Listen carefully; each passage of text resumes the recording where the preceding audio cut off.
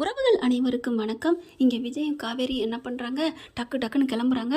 ஏன்னா அம்மாவை பார்க்கணும் அப்படிங்கிற ஆர்வத்தில் அப்படியே காவேரி பேரும் நம்ம பொண்டாட்டி பேர், சமையலும் நம்ம பொண்டாட்டி சமையலாக ருசிக்குதே அப்படின்னு சொல்லிட்டு விஜய் குட்டி பாப்பாவை கூட்டிக்கிட்டு கிளம்புறாங்க.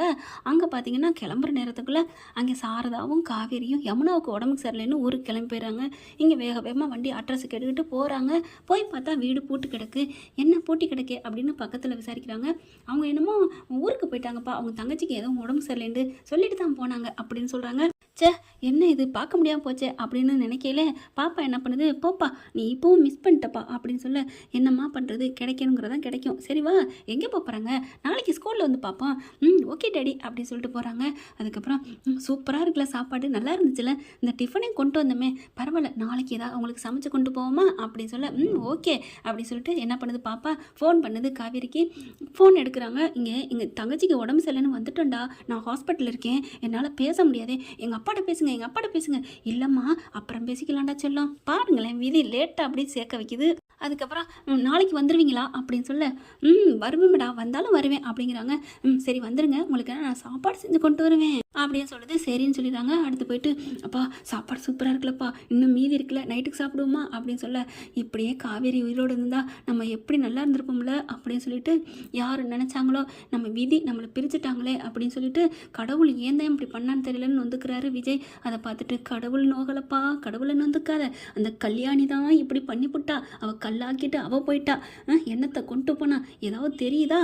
உண்மையிலங்க என்னத்தங்க கொண்டு போகிறோம், என்னை பொறுத்த வரைக்கும் ஒன்றுமே கொண்டு போகிறதில்ல. ஆனால் நீங்கள் சொல்லுங்கள் ஃப்ரெண்ட்ஸ், நான் சொல்கிறது சரியாக தப்பான்னு, இருக்கிற வரைக்கும் நல்லா இருந்துட்டு போவோமே.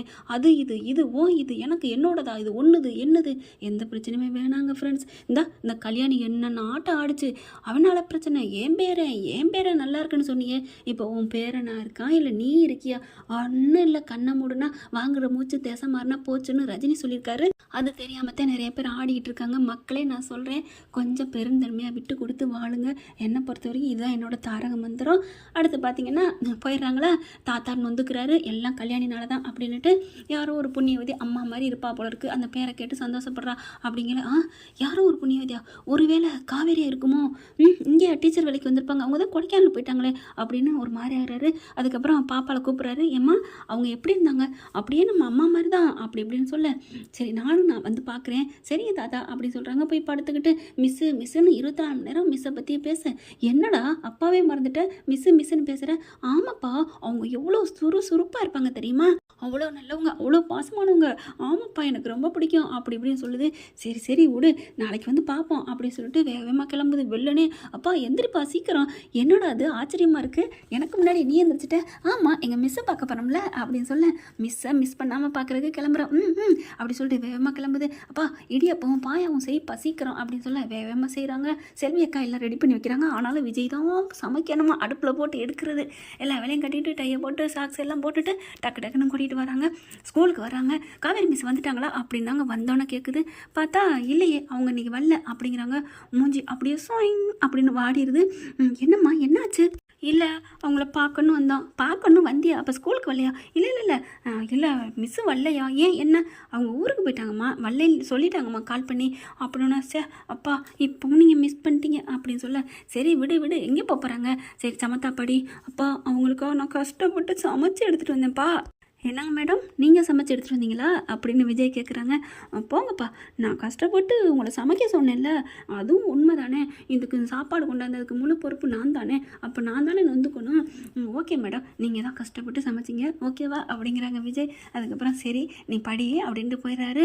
அடுத்த மதியானமும் வந்து, என்னம்மா முகம் டல்லாக இருக்குது, காவேரி மிஸ் இல்லாமல் நல்லாவே இல்லைப்பா, அந்த கிளாஸே எனக்கு என்னண்டோன்னு இருக்குது தெரியுமா, நான் அவங்க வர வரைக்கும் நான் லீவு போடட்டுமா ப்ளீஸ் அப்படின்னு பாப்பா கேட்க, அடிச்சன் வைவேன் அப்படின்னு சொல்லிட்டு கூட்டிகிட்டு போகிறாங்க. அடுத்த நாள் பார்த்தீங்கன்னா அதே மாதிரி ஃபோன் பண்ணிக்கிட்டு பேசுது. நீங்கள் வரல, உங்களுக்காக நாங்கள் சமைச்சு எடுத்துகிட்டு வந்தோம் தெரியுமா அப்படிங்கிற. சாரிடா குட்டிமா, நான் வந்துடுவேன் 2 நாளில் அப்படிங்கிறாங்க. 2 நாள் ஆகுமா அப்பா, அவங்க 2 நாள் ஆகுமா அப்படின்னு சொல்லிடுறாங்களா. அடுத்து வந்து சரிம்மா நான் மதியானம் சாப்பாடு கொண்டு வரேன் அப்படின்னு சொல்லிட்டு, அம்மா அப்பா கொஞ்சம் டயர்டில் தூங்கிட்டேன் சமைக்க முடியல அப்படின்னு வேகமாக மூஞ்சி மோரை கழுவு போதும் அப்படிங்கிறாரு. அப்பா குளிக்க வேணாண்டா, ஜாலி, என்ன குளிக்க வேணான்னா ஜாலியா?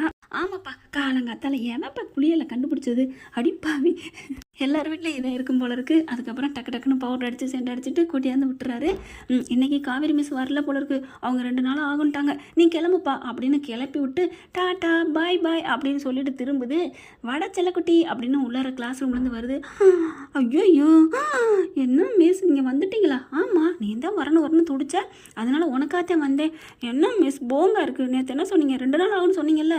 சொன்னேன், ஆனால் என் கண்ணுக்குள்ளே உன் மூஞ்சி வந்துக்கிட்டே இருந்துச்சுடா, அதனால தான்டா வந்தேன். போங்க மிஸ் அப்படின்னு சொல்லிட்டு உங்களோட டுக்கா அப்படிங்குது. ஏம்மா? அப்பா வந்துக்கிட்டே இருந்தாங்க, உங்களை பார்க்க முடியல. அச்சோ உங்கள் அப்பா நான் ரொம்ப மிஸ் பண்ணுறேன்னா இதைத்தான் அவங்களும் சொன்னாங்க அப்படி சொல்லல. ஏன் மிஸ் இப்படி உங்களுக்காக சமைச்சலாம் எடுத்துகிட்டு வந்தேன், போங்க மிஸ் அப்படிங்கிறாங்க. அதுக்கப்புறம் செடி தங்க என் சொல்ல குட்டி இப்போ என்ன சமைச்சு கொண்டாந்துருக்கீங்க அப்படின்னு சொல்ல, நான் சமைச்சு கொண்டாடல, ஆனால் நீங்கள் இன்றைக்கி வந்திருக்கீங்க. இப்போ தான் எங்கள் அப்பா போகிறாங்க, இருந்திருப்பாரு நீங்கள் இருப்பீங்கன்னு தெரிஞ்சா.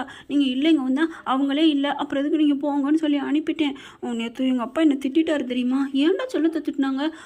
நீ என்ன எப்போ பார்த்தாலும் மிஸ்ஸுன்னே சொல்கிற, ஏன் பேச்சு என்னை மறந்துட்டியா அப்படின்னு கேட்டார் மிஸ் அப்படின்னு சொல்ல. அப்படிலாம் நினைக்கக்கூடாது, அப்பா தான் முக்கியம், அது தெரியும் மிஸ் அப்படிங்குது.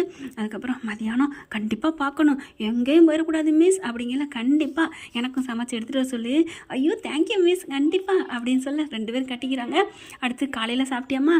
எங்கேயோ சாப்பிட்டேன், சாப்பிடாம குளிக்க கூட இல்லை மிஸ், உங்களுக்கு ஒரு ரகசியம் தெரியுமா அப்படின்னு சொல்ல.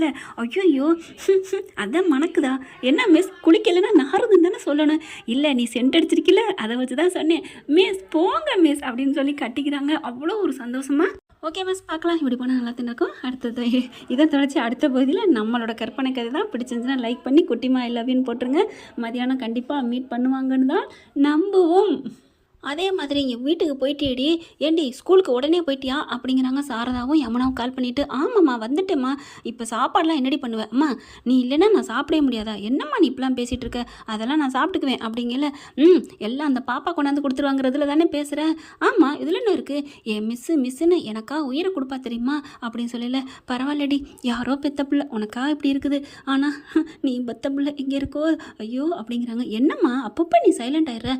அதெல்லாம் ஒன்றும் இல்லடி அப்படிங்கிறாங்க. அடுத்து பார்க்குறாங்க, சரி காவேரி நீ பத்திரமா இருந்துக்கோ, நாளைக்கு நான் வந்துட வேண்டிய அம்மா அப்படிங்கிறாங்க. பரவாயில்லம்மா, ஆனாலும் எப்படி இங்கே தங்கச்சி அம்மா எல்லோரும் இங்கே இருக்கிறோம், ஆனால் ஒரு குட்டி பாப்பா அதுவும் பேரை வச்சுருக்காங்கிறக்காண்டி ஓடுறியாடி அப்படிங்கிறாங்க. என்ன அந்த பிள்ளை மேலே உனக்கு அப்படி ஒரு இது அப்படின்னு கேட்க, அம்மா அவளும் என் மேலே அவ்வளோ பாசமாக இருக்காம்மா, நேற்றும் சாப்பாடு கொண்டு வந்தாலாம், இன்றைக்கும் பார்த்தீங்கன்னா அவள் என்னையே தாம்மா நினச்சிட்டு இருக்கா அப்படி சொல்ல. எப்படியோ குழந்தைய பார்த்துட்டு நீ இருக்கிற, சரி காவேரி வையி அப்படிங்கிறாங்க. அம்மா தங்கச்சியை பத்திரமா பார்த்துக்குமா, என்னை பற்றி நீ கவலைப்படாத, நான் பார்த்துக்கிறேன், எனக்கு ஒன்றும் இல்லை, நான் ஒத்தையா தூங்கினாலும் சரி. பாப்பா கூட இங்கே பாரு அப்படிங்கல.